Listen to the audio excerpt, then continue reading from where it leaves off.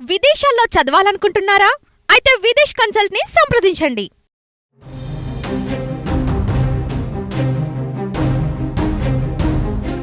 తెలంగాణ సర్కార్ యువత కోసం మరో కొత్త పథకానికి శ్రీకారం చుట్టింది. ఇప్పటి వరకు మహిళలను దృష్టిలో పెట్టుకుని పథకాలను ప్రవేశపెట్టిన కాంగ్రెస్ ప్రభుత్వం ఇప్పుడు నిరుద్యోగులకు లబ్ధి చేకూరేలా కీలక నిర్ణయం తీసుకుంది. ఇప్పటికి జాబ్ క్యాలెండర్ రిలీజ్ చేసి ఉద్యోగాలు భర్తీ చేస్తున్న సర్కార్ నిరుద్యోగుల కోసం రేపటి నుండి కొత్త పథకానికి శ్రీకారం చుట్టింది. ఈ పథకం కింద ఒక్కో నిరుద్యోగ యువకుడికి 3 నుంచి 5 లక్షల వరకు సాయం అందించనున్నారు. సొంత వ్యాపారాలు చేసుకునేందుకు కార్పొరేషన్ల ద్వారా ఈ సాయాన్ని అందజేయనున్నారు.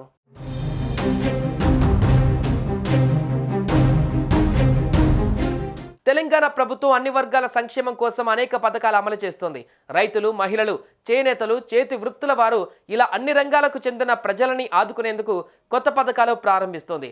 తాజాగా తెలంగాణలోని నిరుద్యోగ యువతకు రేవంత్ సర్కార్ గుడ్ న్యూస్ చెప్పింది. నిరుద్యోగ యువత ఉపాధి కోసం కొత్త పథకం ప్రారంభిస్తున్నట్లు ప్రభుత్వం చెబుతోంది. రాజీవ్ యువ వికాసం పేరుతో ఈ పథకాన్ని తీసుకువస్తున్నట్లు చెప్పారు.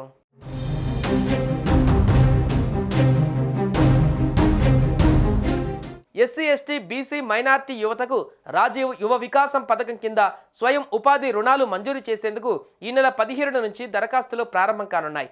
ఇందులో 60% నుంచి 80% వరకు రాయితీ లభిస్తోంది. దరఖాస్తుల స్వీకరణ కోసం సంక్షేమ కార్పొరేషన్లు నోటిఫికేషన్లు జారీ చేశాయి. యువత ఈ నెల 17 నుంచి ఏప్రిల్ 5 వరకు దరఖాస్తు చేసుకోవాలని సంక్షేమ శాఖలు సూచించాయి. స్వయం ఉపాధి పథకాలు అమలు చేసేందుకు ఇప్పటికే సంక్షేమ శాఖలు రూపొందించిన కార్యాచరణ ప్రణాళికలకు ప్రభుత్వం ఆమోదం తెలిపింది.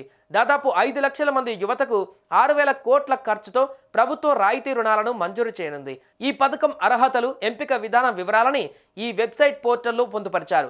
ఈ పథకం కోసం online beneficiary management and monitoring system OBMMS పోర్టల్లో దరఖాస్తు చేసుకోవాల్సి ఉంటుంది. ఏప్రిల్ 5వ తేదీ వరకు దరఖాస్తు చేసుకోవచ్చు.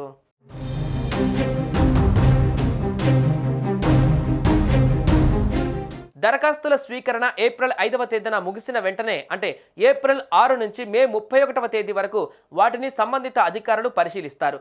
వాటిని వడబోస్తారు. అనంతరం లబ్ధిదారుల జాబితాను విడుదల చేస్తారు. ఈ స్కీమ్కి ఎంపికైన లబ్ధిదారులకు రాష్ట్ర ఆవిర్భావ దినోత్సవం రోజైన జూన్ 2వ తేదీన రుణ మంజూరు పత్రాలు ప్రభుత్వం అందజేస్తుంది. దీనికోసం మండల స్థాయిలో అధికారుల కమిటీని ఏర్పాటు చేయనుంది. ఏ జిల్లాకు సంబంధించిన లబ్ధిదారుల ఎంపిక ప్రక్రియ ఆ జిల్లా కలెక్టర్ పర్యవేక్షణ కొనసాగుతుంది. లబ్ధిదారుల తుది జాబితాను ప్రకటిస్తుంది.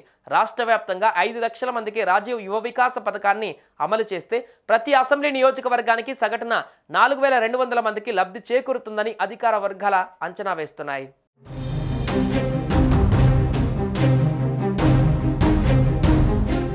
రాజీవ్ యువ వికాసం పథకంలో కేటగిరీ 1, 2, 3 వారీగా రుణాలు ఖరారు చేయాలని ప్రభుత్వం నిర్ణయించింది. కేటగిరీ 1 కింద 1,00,000 వరకు రుణాలు ఇస్తారు. ఇందులో 80% రాయితీ ఉంటే మిగతా 20% లబ్ధిదారు భరించడమో లేదా బ్యాంకు అనుసంధానం యూనిట్లు ఇస్తారు. ఇక కేటగిరీ 2 కింద 1,00,000 నుంచి 2 లక్షల వరకు రుణాలు ఇవ్వాలని సర్కార్ నిర్ణయించింది. ఇందులో 70% వరకు రాయితీ లభిస్తుంది. కేటగిరీ 3 కింద 3 లక్షల లోపు రుణాలు ఇస్తారు. 60% వరకు రాయితీ అందుతుంది. ఈ పథకానికి సంబంధించి మరిన్ని వివరాల కోసం సంక్షేమ శాఖల జిల్లా అధికారులు, కార్పొరేషన్ల ఎగ్జిక్యూటివ్ డైరెక్టర్లను సంప్రదించాలని ప్రభుత్వం సూచించింది. ఏజెన్సీ ప్రాంతాల వాళ్ళు ITDA అధికారులను సంప్రదించాలని కోరింది.